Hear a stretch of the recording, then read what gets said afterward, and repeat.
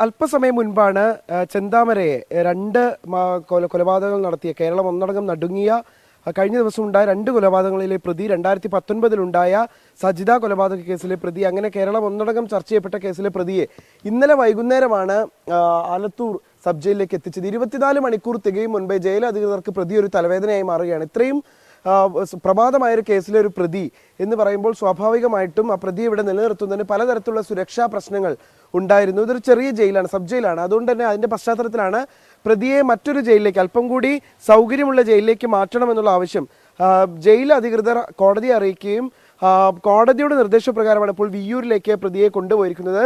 ഇവിടെ നിന്ന് അതീവ സുരക്ഷയിൽ തന്നെയാണ് പ്രതിയെ കൊണ്ടുപോയത്. അതായത് പോലീസ് ജീപ്പിലായിരുന്നില്ല, അവരുടെ വാനിലായിരുന്നു കൊണ്ടുപോയത്, ട്രാവലറിലായിരുന്നു കൊണ്ടുപോയത്. അതും എയർ ക്യാമ്പിൽ നിന്നുള്ള പോലീസ് ഉദ്യോഗസ്ഥരുടെ അടക്കം, ആംഡ് സേനയുടെ അടക്കം സഹായത്തിലാണ് ഇവിടെ നിന്ന് പ്രതിയെ കൊണ്ടുപോയത്. ഇനിയിപ്പോൾ തിങ്കളാഴ്ചയാണ് പോലീസ് കസ്റ്റഡി അപേക്ഷ നൽകുക. ഇവിടെ നിന്ന് പുറത്തേക്ക് ഇറങ്ങുമ്പോഴും പ്രതിയുടെ മുഖത്ത് യാതൊരു തരത്തിലുള്ള ഭാവവ്യത്യാസവും ഉണ്ടായിരുന്നില്ല. കഴിഞ്ഞ ദിവസങ്ങളിലൊക്കെ നമ്മൾ പ്രതിയെ കണ്ടത് എങ്ങനെയാണോ അതേ രീതിയിൽ തന്നെ, പ്രത്യേകിച്ച് ഒരു ഭാവഭേദവും ഇല്ലാതെയാണ് പ്രതി ഈ ജയിലിൽ നിന്ന് പുറത്തേക്ക് ഇറങ്ങിയത്.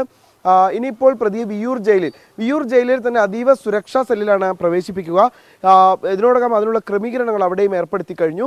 തിങ്കളാഴ്ച ഈ കേസിൽ അന്വേഷണ ഉദ്യോഗസ്ഥർ ഈ പ്രതിയെ കസ്റ്റഡിയിൽ ലഭിക്കുന്നതിന് വേണ്ടിയിട്ടുള്ള കസ്റ്റഡി അപേക്ഷ നൽകും. ചൊവ്വാഴ്ചയോടുകൂടി കിട്ടുമെന്നുള്ളതാണ് പ്രതീക്ഷിക്കുന്നത്.